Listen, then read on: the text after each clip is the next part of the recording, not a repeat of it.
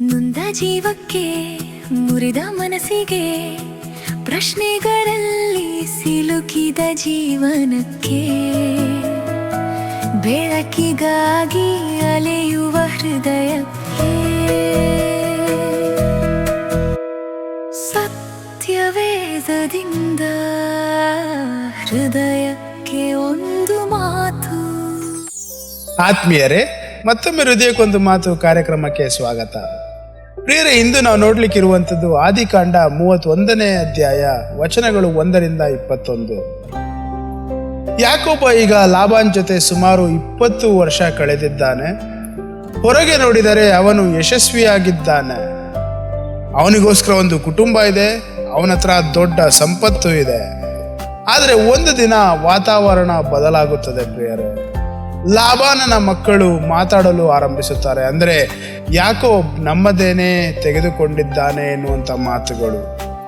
ಇದು ಕೇವಲ ಅಸೂಯೆ ಅಲ್ಲ ಪ್ರಿಯರೇ, ಇದು ಸಂಬಂಧದ ಮುರಿತದ ಆರಂಭ. ಯಾಕೋಬ ಗಮನಿಸುತ್ತಾನೆ, ಲಾಬಾನಿನ ಮುಖ ಬದಲಾಗಿದೆ. ಹಿಂದಿನ ಸ್ನೇಹ ಈಗ ಇಲ್ಲ. ಇಲ್ಲಿ ಪಾಠವು ನಮಗೆ ಹೇಳುತ್ತದೆ, ಪರಿಸ್ಥಿತಿಯ ಬದಲಾವಣೆಗಳು ದೇವರ ಸಮಯದ ಸೂಚನೆಗಳಾಗಬಹುದು. ಅದೇ ಸಮಯದಲ್ಲಿ ದೇವರು ಮಾತನಾಡುತ್ತಾರೆ, ನಿನ್ನ ತಂದೆಯ ದೇಶಕ್ಕೆ ಹಿಂತಿರುಗು ಎಂಬುದಾಗಿ, ನಾನು ನಿನ್ನೊಂದಿಗಿರುವೆ ಎಂಬುದಾಗಿ ವಾಗ್ದಾನದೊಟ್ಟಿಗೆ ಹೇಳುತ್ತಾರೆ.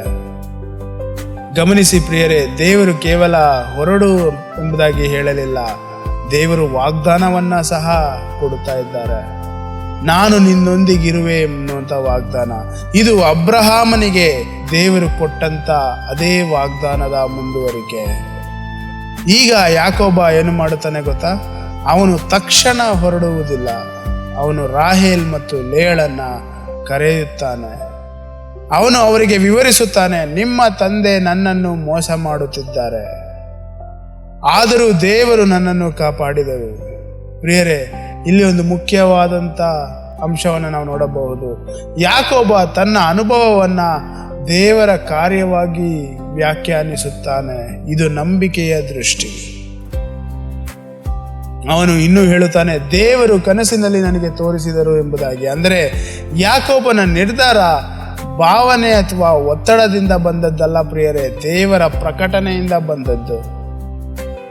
ರಾಹೇಲ ಮತ್ತು ಲೇಯಳು ಉತ್ತರಿಸುತ್ತಾರೆ, ನಮ್ಮ ತಂದೆಗೆ ನಮ್ಮ ಮೇಲೆ ಹಕ್ಕಿಲ್ಲ, ದೇವರು ಹೇಳಿದಂತೆ ಮಾಡು ಎಂಬುದಾಗಿ.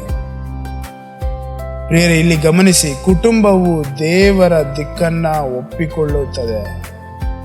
ಇದು ಕೇವಲ ಕುಟುಂಬ ಒಪ್ಪಿಗೆ ಅಲ್ಲ ಪ್ರಿಯರೇ, ಇದು ಆತ್ಮೀಯ ಏಕತೆ. ಇದೀಗ ನಿರ್ಧಾರ ಕ್ರಿಯೆಗೆ ಬರುತ್ತದೆ. ಯಾಕೋಬ ಸಿದ್ಧಗೊಳ್ಳುತ್ತಾನೆ. ಮಕ್ಕಳು, ಪಶುಗಳು, ಸಂಪತ್ತು ಎಲ್ಲವನ್ನು ತೆಗೆದುಕೊಳ್ಳುತ್ತಾನೆ. ಆದರೆ ಅವನು ಲಾಬಾನ್ಗೆ ಹೇಳುವುದಿಲ್ಲ. ಇದು ಸರಿಯಾಗಿ ಅರ್ಥ ಮಾಡಿಕೊಳ್ಳಬೇಕಾದರೆ ಇದು ಕೇವಲ ಭಯದಿಂದ ಓಡುವುದು ಅಲ್ಲ ಪ್ರಿಯರೇ, ಪರಿಸ್ಥಿತಿ ಅಪಾಯಕಾರಿಯಾಗಿದೆ. ಆದುದರಿಂದ ಇದು ಜಾಣ್ಮೆಯ ನಿರ್ಧಾರ. ಹೀಗಾಗಿ ಯಾಕೋಬ ಹೊರಟು ಹೋಗುತ್ತಾನೆ, ಒಂದು ಹಳೆಯ ಜೀವನದಿಂದ ಒಂದು ಹೊಸ ಹಂತಕ್ಕೆ.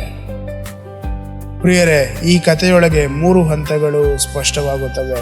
ಪರಿಸ್ಥಿತಿ ಬದಲಾಗಿದೆ, ದೇವರು ಮಾತನಾಡಿದ್ದಾರೆ, ಯಾಕೋಬ ಹೆಜ್ಜೆ ಇಟ್ಟಿದ್ದಾನೆ. ಇದು ನಂಬಿಕೆಯ ಪೂರ್ಣ ಚಿತ್ರ.